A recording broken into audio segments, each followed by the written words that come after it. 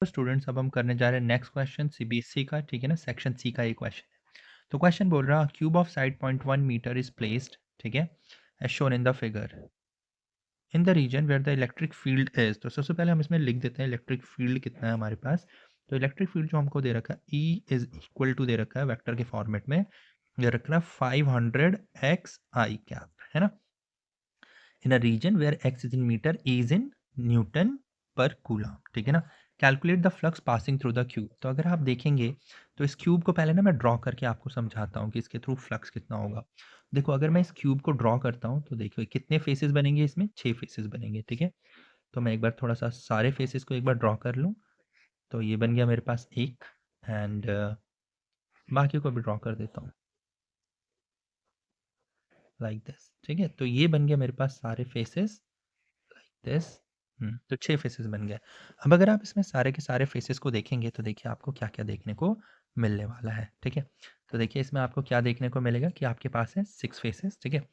तो एक फेस हो गया, पहला फेस मैं मान लेता हूँ, एक हो गया मेरे पास ये फेस, फेस 1, एंड इसके यहाँ पे जो है इसको मैं बोल देता हूँ फेस 2, इसके इधर जो है फेस 3, इसके जो जस्ट नीचे है फेस 4, एंड इसके फ्रंट साइड में जो है वो है मेरे पास 5, एंड जो बैक साइड में जो होगा ना वो मैं मान लेता हूँ 6 फेस, ठीक है।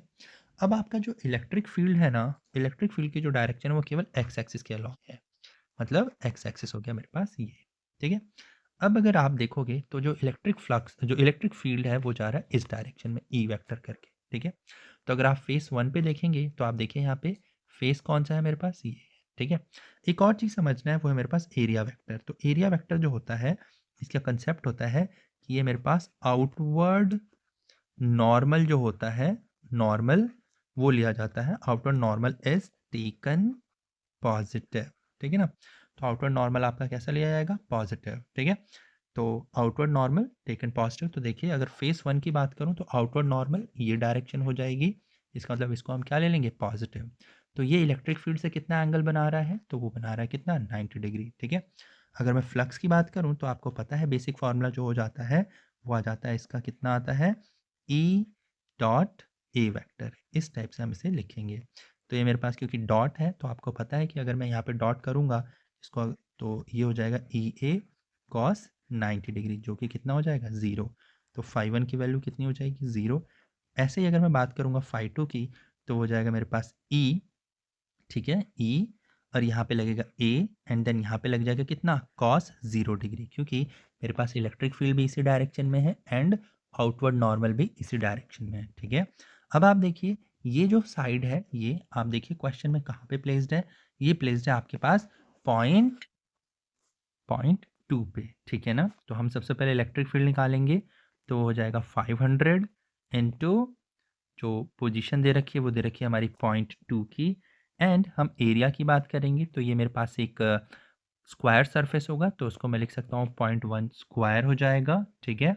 अब इसको अगर मैं सॉल्व करूँगा तो मेरे को मिलेगा कितना, 1 न्यूटन मीटर स्क्वायर कूलाम -1, ठीक है ना, की पावर -1। तो हो जाएगा मेरे पास फाई 2। वैसे अगर मैं बात करूँगा किसकी, अगेन मैं बात करूँगा किसकी, फाई 3 की। तो फाई 3 में अगर मैं देखूँगा तो वो मुझे देखने को मिलेगा, फिर से मैं यही फॉर्मूला लिखूँगा ई ए और यहाँ पे लिख दूँगा कॉस। अब अगर आप देखोगे तो आपको दिखेगा क्या, कॉस 180, क्योंकि जो मेरे पास एरिया वेक्टर है वो तो इधर की ओर होगा बट इलेक्ट्रिक फील्ड का डायरेक्शन जो होगा वो इधर की ओर होगा। तो आप देखेंगे दोनों के बीच का एंगल कितना हो जाएगा, 180 डिग्री, ठीक है।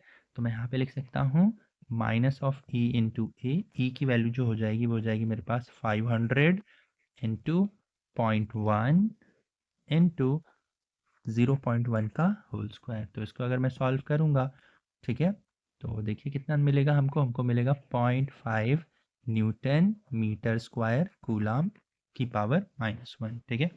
ऐसे बात करता हूँ फाई 4 की। तो जो मेरे पास फाई 4 है आप देख सकते हैं इसका जो एरिया वेक्टर है वो तो डाउनवर्ड है, ठीक है, एंड इलेक्ट्रिक फील्ड किधर की ओर है, इधर की ओर है। तो दोनों के बीच का एंगल कितना है मेरे पास, 90 डिग्री। तो अगेन फाई 4 की अगर मैं बात करूँगा तो वो हो जाएगा ई ए cos 90 degree, again it will become how much, 0, ठीक है। अब हम बात करते हैं फाई 5 की, ठीक है। तो फिफ्थ फेज की बात करते हैं। तो फिफ्थ फेज में भी अगर मैं बात करूंगा तो आप देखिए फिफ्थ फेज में आपको कैसा देखने को मिलेगा कि जो फिफ्थ फेज है इसमें एरिया वेक्टर इधर की ओर हो रखा है जबकि इलेक्ट्रिक फील्ड की डायरेक्शन इधर है। तो मैं इसको कितना एंगल दिखा सकता हूँ, 90 डिग्री का एंगल बनेगा, ठीक है। तो अगेन यहाँ पे बनेगा कितना, ई ए कॉस 90 डिग्री, अगेन ये भी 0 हो जाएगा। सेम टू सेम जैसे आपने 5 को 0 कर रखा है, ये भी मेरे पास कितना हो जाएगा, अगेन ये भी हो जाएगा कितना, cos 90, again it will become what, 0। अगर कोई मेरे से बोले फाई टोटल कितना होगा, तो फाई टोटल जो होगा इन सब का सम हो जाएगा, मतलब phi 1 plus phi 2 plus phi 3 plus phi 4 plus phi 5 plus phi 6, ठीक है ना। तो इतना सारा हमें ऐड करना होगा, जिसमें से 4 क्वांटिटीज़ तो आपकी ऑलरेडी 0 है, ठीक है। तो मैं पहले को 0 लिखूंगा, प्लस फाई 2 की बात करते हैं, what is the value of phi 2, that is 1, okay. Plus phi 3 की अगर मैं बात करूंगा, सो दिस इज़ कितना, माइनस 0.5, देन अगेन सारे के सारे आपके पास 0 रहेंगे, ठीक है ना। तो ये भी मेरे पास 0 रहेगा, तो ये हो जाएगा मेरे पास कितना, 0.5 newton metre square coulomb to the power -1, ठीक है। तो ये हो गया हमारे पास पहला क्वेश्चन हो गया, ठीक है ना, flux passing through the cube, ठीक है। ये हो जाएगा हमारे पास 1.5 मार्क्स का, ठीक है। अब हम बात करते हैं charge with in the cube की। तो जो हमारे पास बी पार्ट है अब हम उसको समझते हैं। तो जो हमारे पास बी पार्ट है हम उसको लिखते हैं बी पार्ट, ठीक है। तो बी पार्ट में हमें लगाना होगा Gauss law, phi equals to कितना हो जाता है, Q enclosed upon epsilon naught, ठीक है ना। तो ये टोटल हम फ्लक्स जो है लिख रहे हैं, तो टोटल फ्लक्स जो हमारा आ रहा है क्यूब के थ्रू, वो आ रहा है हमारे पास कितना, अभी जो हमने निकाला है वो है phi total is equals to 0.5 newton metre square coulomb inverse, ठीक है।